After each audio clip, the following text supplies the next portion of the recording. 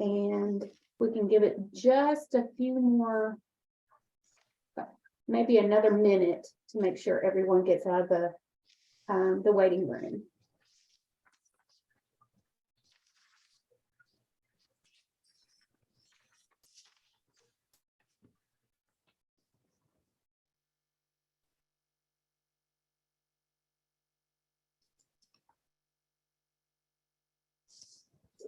Hello, Rebecca Sanford from Albuquerque. Good morning, Rick. How are you? I'm good. How are you? Thank you for joining us. Sure.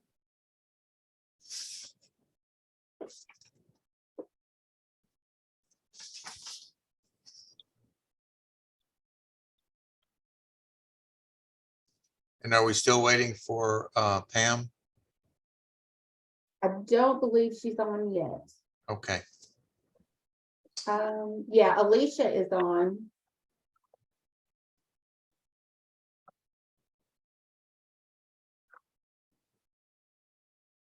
And I believe here comes Pam now. Oh, good.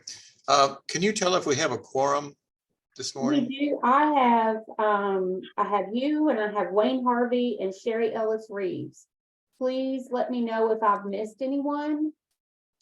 And then just a reminder, as a member, you will need to have your cameras on for voting. But Would you repeat that? I didn't catch you. yeah, I have you, I have Wayne Harvey and Sherry Ellis Reeves on. If I've missed anyone, please speak up. And I believe that, yeah, members have to have their cameras on. That's what you said. Okay. Yeah, so for members, if you could turn your cameras on, that'd be great. And the waiting room looks to be pretty much cleared, so I'm gonna go ahead and turn it over to you. Sure. Can you tell me how we are doing on recruiting other members while I have you here? Sure. I know that, and I probably should let Erin speak to this. I know she's reached out and she's trying to get new members, but we haven't had any luck. Erin, do you have anything additional to add? I don't currently. I know we've sent a couple applications out to with Pam Smith's help. She had a couple people who may have been interested. So we've sent them applications and we haven't received anything back from any of them. So we are trying to work on getting you guys a full committee. We're just, sometimes I've noticed it's a little challenging. Of course, now that we're past the holidays, I'm hoping to maybe get some more responses. So that is something we've been trying to work on. Well, thank you for trying, and we'll keep an eye on that. We've established a quorum. I want to welcome everyone. And did everyone receive the minutes, I hope? If so, would someone make a motion to approve the minutes from the prior meeting, please?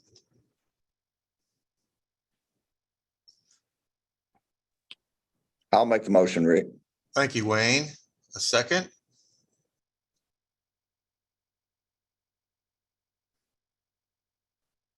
Anyone? I think Sherry logged out and logged back in. So if you want to give her just a second, she may be trying to connect. Okay. And we do have a quorum. Once Sherry gets back in, yes, you will have a quorum. Okay. I'm sorry, I did not realize she had logged off. All right. Well, we'll dispense with that for now. And I also want to welcome Heather Norton from Virginia. Thank you for joining us. If I was to describe, rather than have everyone introduce themselves, I would say most of us here are providers. I think that would be safe to say. And we have representatives from the Department of Medicaid Services. In particular, Pam Smith is your title Director of Long-Term Services. Pam?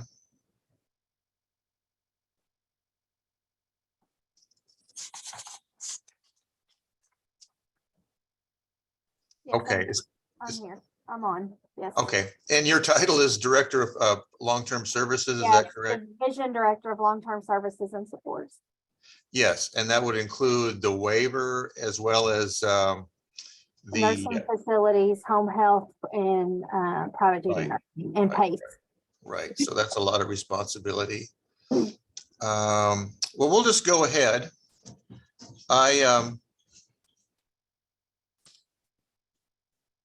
We'll start with Heather, and you're the Assistant Director for, or are you the Director of Developmental Disability Services in Virginia, essentially?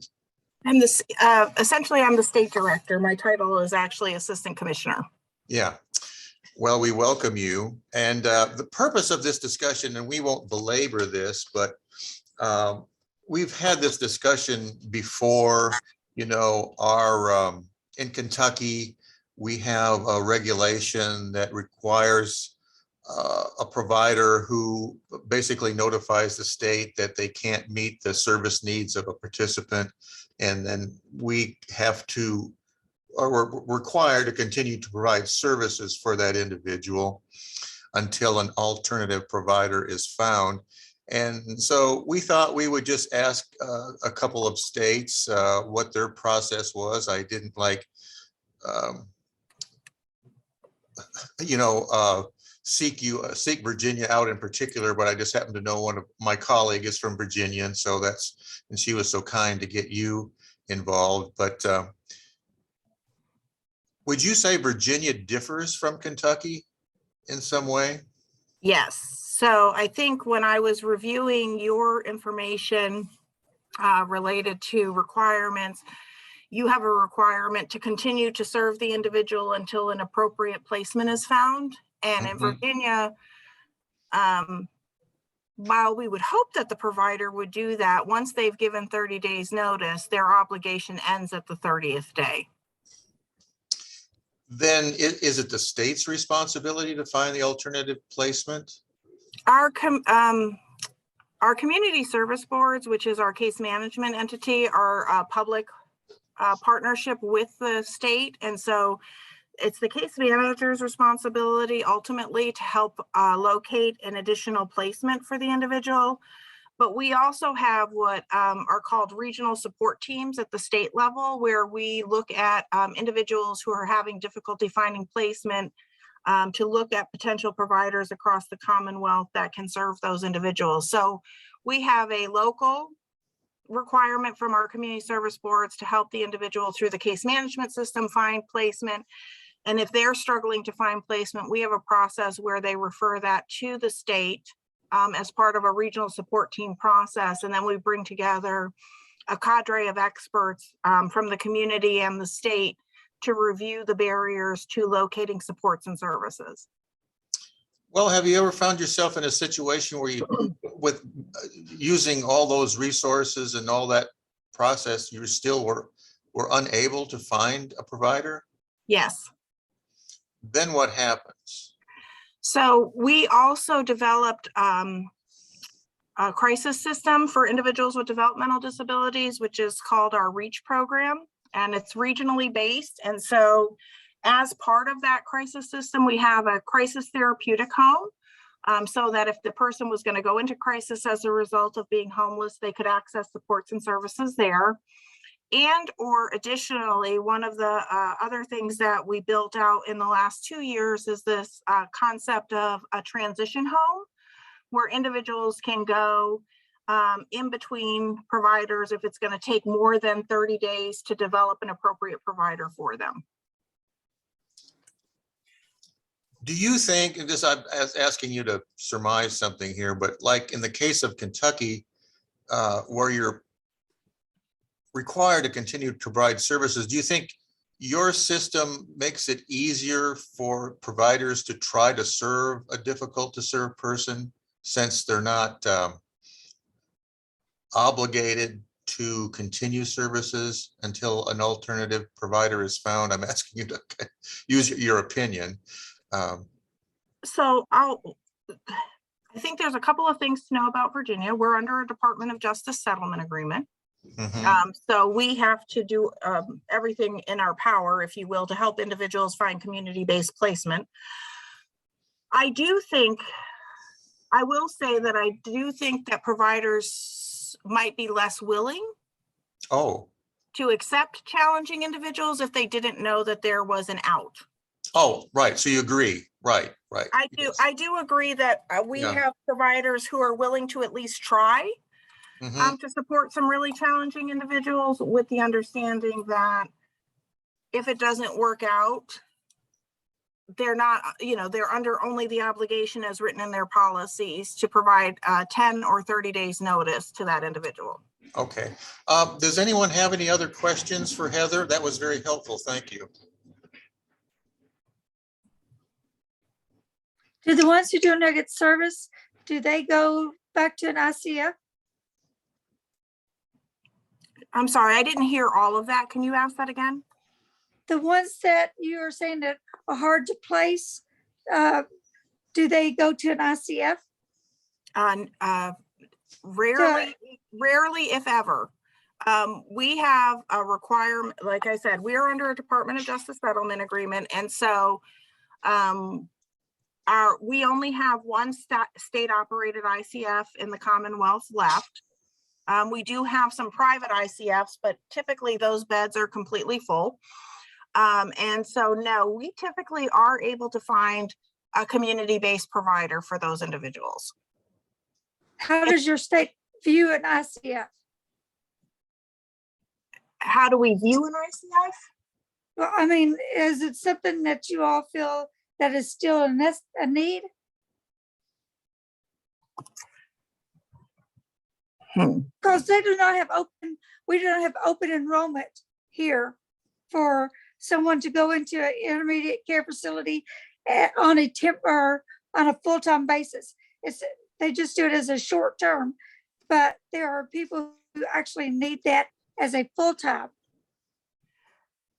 We have, to the extent possible, have moved away from utilization of ICFs, particularly at the state level. Now, like I said, we do have several that are open at the community level. Ideally, we would want everybody placed in the community. One of the things that I didn't mention, Rick, as you were asking, how are we successful in getting providers to take individuals? We have two other processes in place that we put in place as a result of this challenge to get individuals placed in the community. So we have crisis funding, so that if somebody needs 1-to-1, 2-to-1 to transition to a provider, so we have a provider who's willing to take them, they're challenging, but we recognize that they're going to need 1-on-1 supports or even 2-on-1 supports, they can request crisis funding from the state, and we will pay for that staffing for up to 45 days. And then they can utilize the individual's Medicaid waiver, because one of the things we also built into our waiver was this idea of a customized rate for individuals with more complex needs. And so if they can demonstrate through documentation that somebody has an ongoing need for 1-to-1 or 2-to-1, they can submit an application and get a higher Medicaid reimbursement rate for serving that individual. Gotcha. Pam, would you say the ICFMRs like Oakwood, does that serve as a backup if we can't, on occasion, for someone who's very difficult to serve? It's going to depend on the individual's needs, Rick. I mean, whether they go into crisis or whether they get admitted to an ICF, but So the answer is yes, it can be. It could be based on Yes. the individual's needs, but it is based on the individual's care needs, not just as a general rule. Oh, just not because you can't find a provider. I mean, people can't go out, we can't dump people on the streets, obviously. So yes, there is an option for ICFs to be used, but I think that is the last option that anybody would want to do, to reinstitutionalize someone, unless that was their choice and that is where they wanted to go. But I mean, I would just say, based on not receiving this until, I haven't really been able to review the information that Virginia and Mexico provided to you. So I'm not really prepared to make. Well, I'm just asking about Kentucky. I'm not asking about Virginia or. No, yes, there is an option that they could Yeah. go to an ICF. Yes, that is. They're not allowed to stay at an ICF Yes. unless it's court approved. But if a family does not want their loved one to go out because they are nonverbal, unafraid of things, they have no danger. And that they've lived there for 40 years, then, and take them out of their home, who have people who are living there on the same mentality of a 6-month-old, they are to be placed into a community-based home. The So goal, you're making it sound like an ICF is a bad thing. no, I'm not, Sherry. It is up to the needs of the individual. So yes, we realize there are some individuals where that is their choice. But you The- use the the word as goal- a last resort. For someone that is in the community already living, to re-institutionalize them, if that is not their choice. It is about the individual's choice or their family's choice and what will serve them better. We don't want to just re-institutionalize someone because there are providers that are saying they cannot serve them. Okay. I do know, thank you, and I do know of cases where we get referrals from Eastern State Hospital for the waiver. So psychiatric facilities can be used sometimes then too, correct? Rick, it all depends on what the needs of the individual are and what their diagnosis. Yeah, I are and understand what that, they Pam. need, I their I understand that, Pam, but it's true that it can be used or it is being used. If that meets the needs of the individual. Yes, so the answer is yes, it can be used or is being used. I cannot speak to, is it being used right now? I don't know if we've had any individuals admitted to a psychiatric facility. There are, but all options are going to be looked at, and it is going to be based on the needs of that individual at that time. Of course. There's no But blanket. I do know I see referrals, people seeking residential services for individuals who are residing, for example, at Eastern State Hospital. So apparently that does happen. Okay, well, thank you. Rebecca in Albuquerque. Looking through your material, I noticed the word budget. What is it? Does every individual have a budget that you work with? Yes, they typically do. Yes, they're going to have a budget that their team, their case manager puts together for funding for them. So is there a budget like separate from residential and day program, or is it one package? It would be, in my experience, it would be one package. That's not something that I work with day in and day out. So I'm not the budget expert. Okay, but let's say you accept someone who has a budget. Are you then responsible for their residential and their day? I mean, is it a la carte or is it all in one package?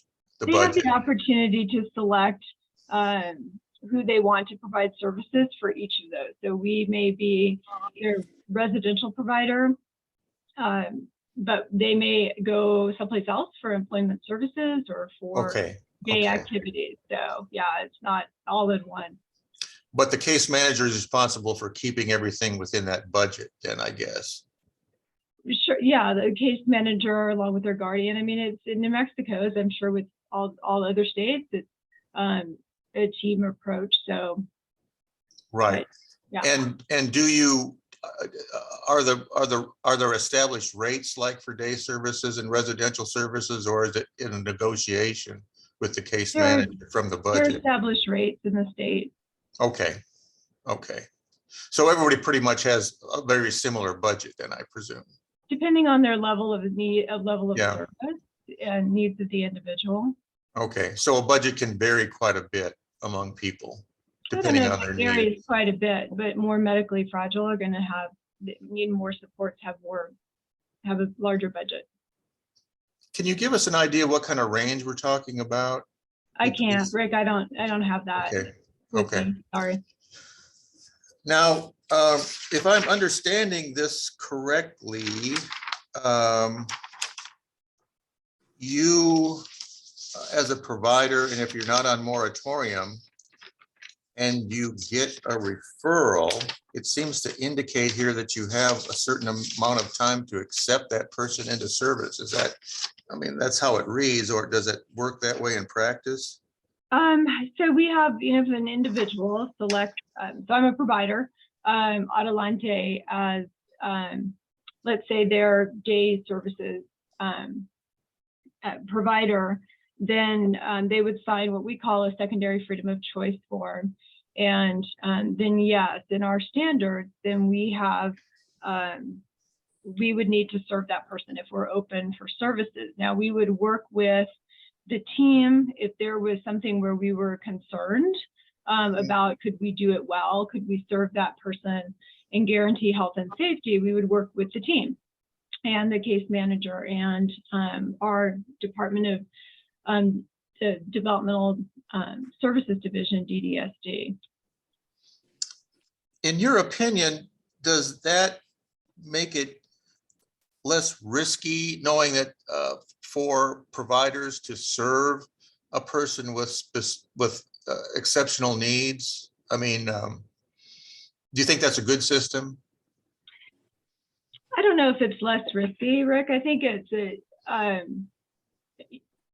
think it works. I think it is, to me, it's very an interactive process to make sure we're going to meet the needs of the individual and who can serve that person the best.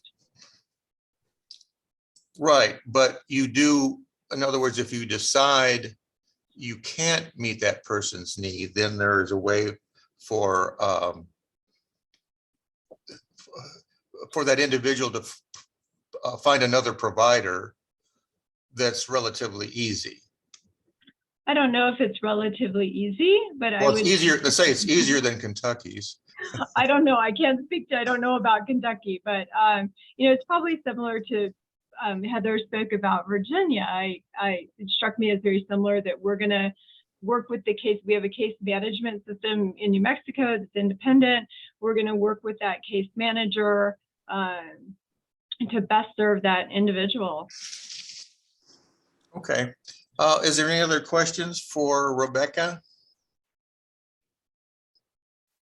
Okay, well, you're both welcome to stay on, or if you have better things to do, which I imagine you do, you can sign off, but we really appreciate your input here, okay? Sure, thank you. Thanks Thank for the you. opportunity. Bye. Okay, our next agenda item is the update on implementation of rate increases contained in the state budget.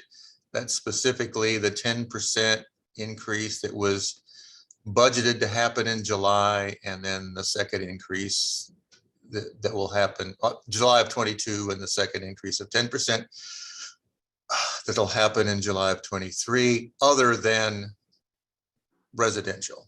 So I thought I heard you say at the MAC meeting that we can expect that 10% to be implemented this month. Is that correct, Pam? We are expecting so we received the initial approval from CMS. We're on our spending plan to divert the funds from all the other projects that we had gotten approval on to be used for that rate increase. We are now waiting on the Appendix K approval. We're anticipating getting that back this month. Once we receive that back, then the rates will be implemented and we will do mass adjustments back to July of 22 when the fiscal year started. Will that retroactive payment come in February also? It depends, Rick. I don't know. The RAS adjustments, it just depends on how long that process takes. I can't answer that. And it'll depend too on when we get the approval from CMS on Appendix K to implement that and to get the system ready. But you are expecting it this month, did I understand? I am hoping to get it back, the approval back from CMS, but I don't dictate their timeline, so. And that point, then moving forward, we would have the 10% increase. Except for residential level one. Again, but yeah, right. Residential who are already getting that 50% increase. Yes, but yes, correct. there would be the 10% increase for the other services. Okay, my question is simply on the 10%, when you get this approval from CMS, will that rate increase be implemented like perhaps in February? Again, it depends on if I get that answer this week or if I get that answer on February the 28th. It will Okay, all- as soon as you get okay, let me ask it this way then. As soon as you get the answer, will we experience the 10% increase other than what people doing residential? The system changes have to go in place. The mass adjustments will be done, but then you will be able to bill the 10%. It won't be an automatic. It's gonna be, you all are gonna also have to adjust your billing. But yes, as soon as that is in the system and the new rates are able to be billed, you will receive that 10% adjustment. Okay, but you're unsure about the retroactivity payment. We will be doing mass adjustments. I just cannot confirm the timeline that will take. It's going to depend on when we receive the approval from CMS. Are you saying it will take you some time to process that? It might take a delay? There are over 250 providers for SCL and Michelle P alone. So this is going to be mass adjustments for all providers for all services with the exception of residential level 1 in SCL and residential in ABI. They will take some time. We will not delay implementing it, but I cannot answer until I know when we have the approval and when I'm able to have the discussions with Gainwell to set that up, when those will arrive and how long it will take those to process. But probably sometime after we start receiving the 10% on current services or future services, right? It'll take a while to process. Those mass adjustments will take some time to process, but I don't have an answer on what that timeline is going to look like right now because I don't have enough information to make that determination. How will you make that? I mean, what information do you need to look for to make that determination, do you think? I need to have the approval from CMS and then I need from Yes, we Gainwell understand is that. prepared, and Gainwell is prepared to make the changes. However, setting up mass adjustments on claims that have been billed since July 1st, 2022 for every service in the waiver, with the exception of residential, level 1 in SCL and residential in ABI and ABI LTC, just will take time because of the sheer volume. I don't have an answer on how long that will take. Okay, thank you. Can you give us some update on the implementation of the Guidehouse rate study? I understand it's still in draft form, but what process does it go through now? So I have initially met with the secretary. I have a second meeting with the secretary tomorrow. It has to still go through legislative approval. So it is, the rates have been finalized. That information is now being passed up the chain, if you will, to the individuals way above me that will make the decisions on what how much of that we implement, what we implement, or if they go with what was just increased in the budget. That is decisions way above anything that I can even predict. I can provide the data to them and the information. Well, could you go over that one more time, please? Over which part of it?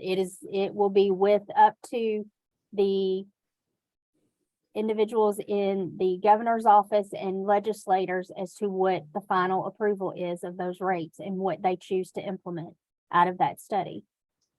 Okay, well, so that's the next thing that needs to happen is approval from the governor and the General Assembly. And then that's the next step. And then the step after that will be actually modifying the waivers and the regulations. So is this being discussed with the legislature in this General Assembly? It is being escalated to that point. Yes, I have a meeting with the secretary tomorrow morning. And then the next step is for it to be taken to the General Assembly and to the other individuals that make those decisions that are way above my head. So. Okay, so hopefully then we may perhaps see it being discussed during this session in like the health and health. Well, I guess there's a Medicaid committee Do you know what committee might take this up in the General Um, Assembly? I am actually presenting on, I believe it is next week on the 15th. This rate study. Not it will be a portion of the rate study. I'm answering some questions that they had. On the 15th, and what committee will you be presenting to? It is gosh, I confused them all. Let me see which one it is.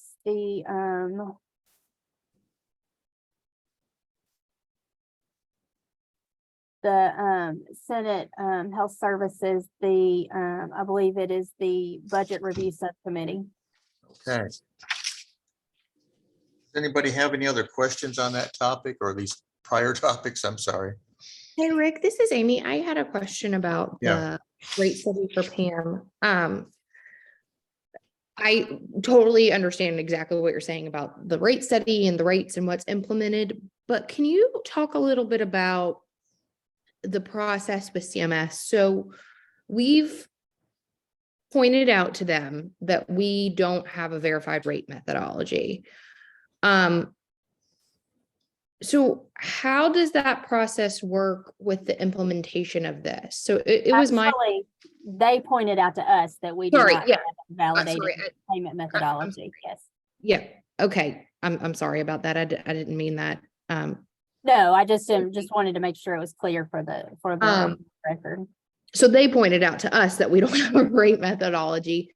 So how does that work with the implementation of all of this? I know that there's obviously money is a discussion, but the bottom line is, how do we implement a methodology without implementing the rates that the methodology outlined? I guess is the question. It happens together. So CMS reviews the payment methodology and the rates at the same time. So they all go into the waiver application. So when we do modifications to the waiver amendments, those are in appendices I and J of the waiver applications. And so CMS reviews those at the same time. So, and please correct me if I'm wrong. So this is more of like an all or nothing approval process, correct? We can't pick and choose what rates we're going to take and what rates we're not take because the methodology justifies them. Is that correct? I mean, you can provide a different approach to CMS. However, they have to understand how you arrived at that rate. So for example, that's why it took some time and why we're actually using Appendix K for this 10% is because there was not a methodology that 10% was built upon. We couldn't point to something that said, this is why it was chosen 10% across the board. It was just, this was a legislative directive that 10% across the board be applied, even if it shows, even if there's a huge disparity between populations. So you can still make decisions. CMS, though, still has the ability to say, I don't agree with that, or we need more information on that. Pam, since it's Appendix K, would that mean it's time limited? It would just be for the period of the COVID emergency? Would it have an end date? It will have an end date. The reason that we did that is there is still a plan that the rates will be adjusted. Mhm. But that allowed us to implement the 10% without having to submit all new waiver amendments, going through public comment, and delaying that even further. Is the guidehouse rate study then the only one you have, the only rate study you have? There's no alternative but the No, we did guidehouse not have study? other vendors do a rate study. There was only one. I mean, the rate study is the rate study. And that's the only one we have, so that's really the only one we can present to CMS. Is the That guidehouse study. methodology, yes, Okay. that is what we asked them to do, was to develop that fact-based methodology, which they Okay. do for multiple other states. Any other questions on that topic? This is Marcy from Mariposa, and I just had a comment about the mass adjustments. Just a warning to all the providers that have never experienced mass adjustments. You will only receive a mass adjustment if the rate that you originally billed is at or above the rate that it's being adjusted to. In other words, if you're billing the rate that SCL currently reimburses for services, you will not get a mass adjustment unless it's down. They will mass adjust your rates, your claims down, but they will only go up to the amount that you originally billed. So if a service, for instance, is $3.30 a unit, and you originally billed it at $5 a unit, you got paid $3.30, and you will benefit from a mass adjustment as long as a mass adjustment shouldn't be higher than $5. It will adjust up to that rate. But if you billed $3.30 and got paid $3.30, and the increased rate is $4, you will not get a mass adjustment up to $4. You are just out of luck, in other words. You are out of luck. And we experienced this last year. Did not realize until it was too late that we were not getting the mass adjustments. And so in order to receive that increased rate, you will need to go in and adjust every single claim yourself, and then you can get the increase. But mass adjustments only occur if you build what's called a usual and customary rate. Means that you inflated the rate. You had a rate that you are billing for services that you realize is higher than what you will get paid. Our insurance companies do it. It's really something that's very common, but within the waiver world, I don't think it's as common, and we learned this the hard way. So I just wanted to warn you that you may want, if you are billing the exact rate that SCL reimburses right now, you should increase that so that from this point forward, you could benefit from mass adjustments, because those will not occur if you're billing the actual rate. Are you saying you don't even have another bite at the apple? You can't resubmit? Yes, you The can. You can Oh, you can, okay, adjust all of those, yes. okay. So can I just make the comment? We did not do mass adjustments last year, so I'm not sure exactly what that mass adjustment was. There are different avenues that we have, and we discussed that with our vendor, and we will provide education and training and information on exactly what the providers need to do to make sure that that is, that those are handled appropriately. But there are different tools that can be put into place, and we've done mass adjustments for other reasons in the past. So there were mass adjustments last year because the therapy rates for state and general funds was published incorrectly. And then Kentucky Medicaid sent a letter out in October. so This that is was on the state plan services, not waiver. That was related to state plan services, not waiver. Yes. And in October 2021, we were notified that the 2021 rates were incorrect and that there would be mass adjustments. And those mass adjustments did not affect us because we did not bill a higher rate. We billed the exact rate. And so we did not benefit from mass adjustments, and we did not realize that we thought that our time just hadn't come yet to receive the mass adjustments. And when we discovered that we were not receiving a mass adjustment, many of our claims had already aged to the point that we couldn't adjust them. So that was very frustrating. So I just wanted to warn the SCL providers on this call that you should be billing a higher rate than what is published in case there is a situation like this where we would receive mass adjustments. So I can't speak to how that was handled since that was on the state plan, in the state plan services. However, the way we were to handle this is that it was going to be applicable to all of the services that were allowed to have the higher rate. So I can't really comment on what you experienced with state plan services because that is not services that I'm over.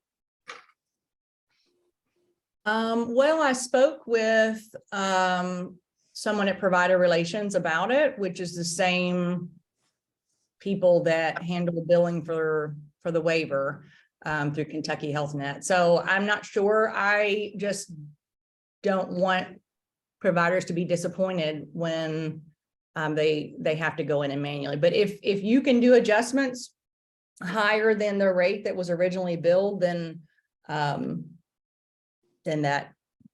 that would take care of it. But that was not what we experienced.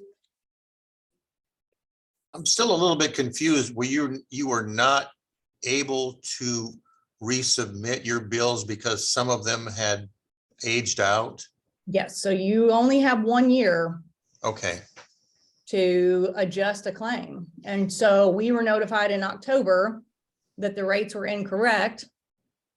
And so once January hit, the claims that we billed in January, we couldn't go back and manually adjust those because they were already a year old. But we trusted that Medicaid was going to do those mass adjustments for us. So we didn't go in and manually adjust our claims. Once I inquired about it,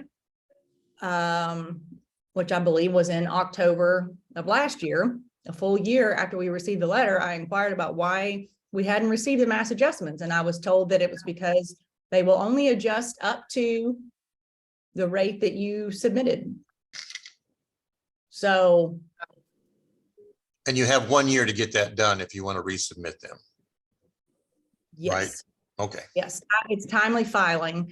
It is 1 year from, the way I understand it, it's 1 year from the last time you were in that claim. So let's say it's a service that occurred today. You don't bill it, you bill it tomorrow, but then you have to adjust it a week later, and then maybe you adjust it again a week later. You have a year from the last time you submitted that claim or resubmitted or adjusted. That's the way I understand it, but it's called timely filing and it is 1 year. So, And after that, you cannot adjust a claim. so the You rest of can't get an override, Rick. So I think a lot of this has been based on an experience, and there are policy and other things that go into this. And there will be information that is sent out to all the providers that provides the information.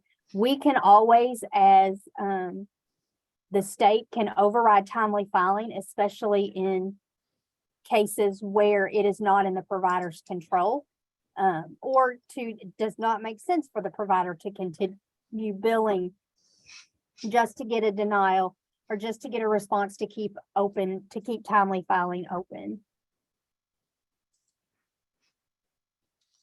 Okay, thank you. But there Anyone? will be training that it will be provided. There will be information that is sent out that advises providers of exactly what they need to do, if they need to take any steps, or what will be done on their behalf. Okay, well, we look forward to getting that information then.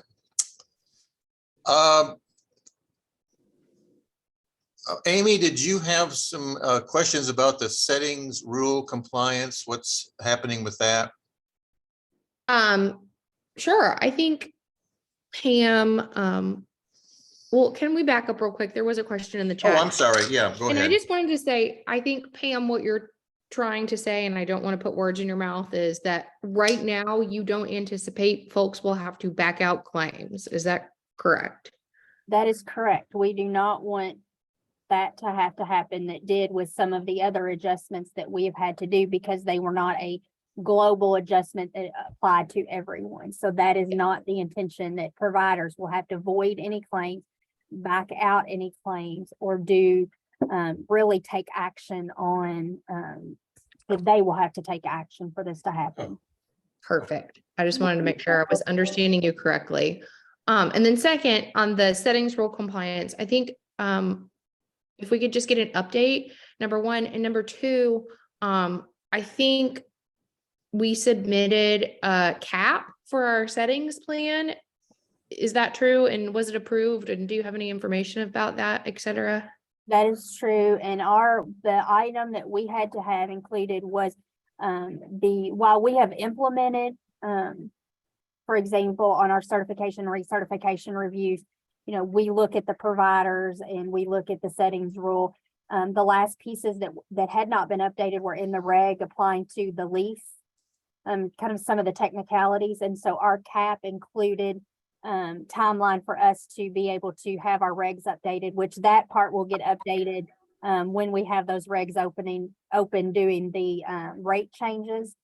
And so, yes, we did receive approval on that and have not received any other questions or concerns from CMS on where we are.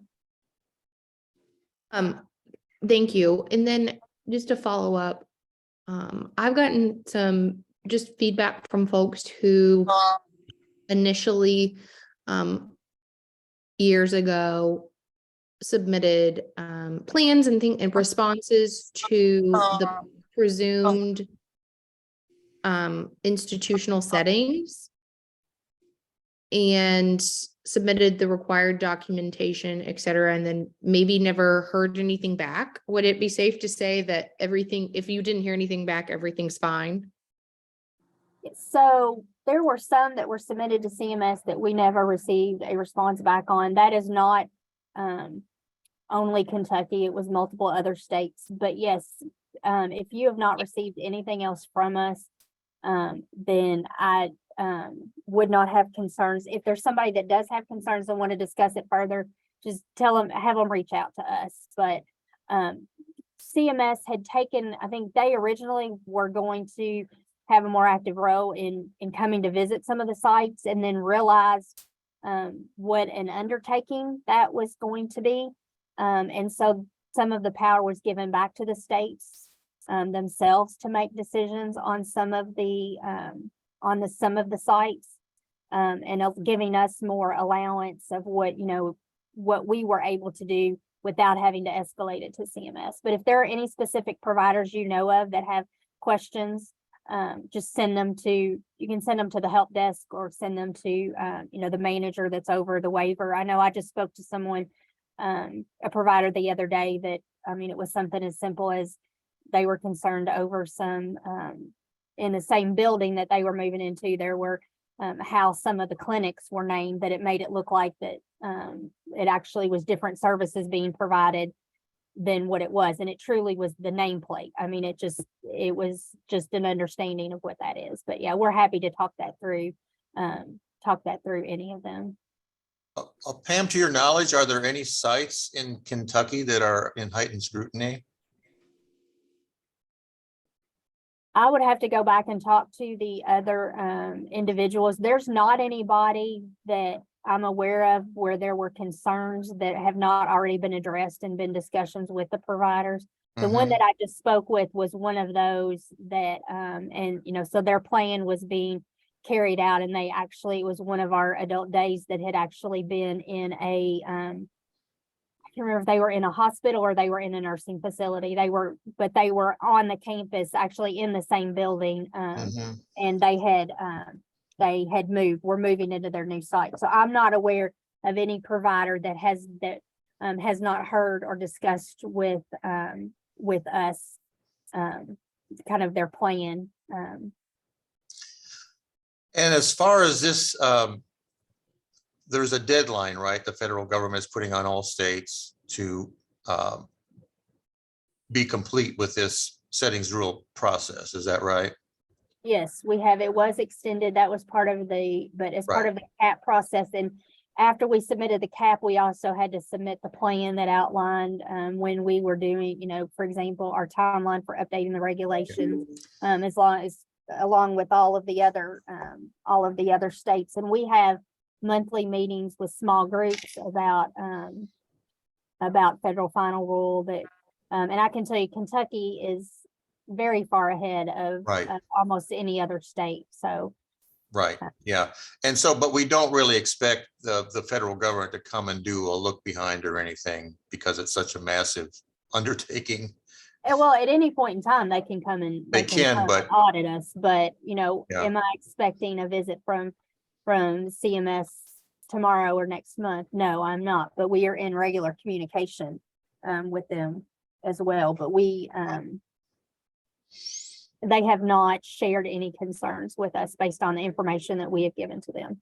Okay, so as far as you know, we're in good shape. Yes.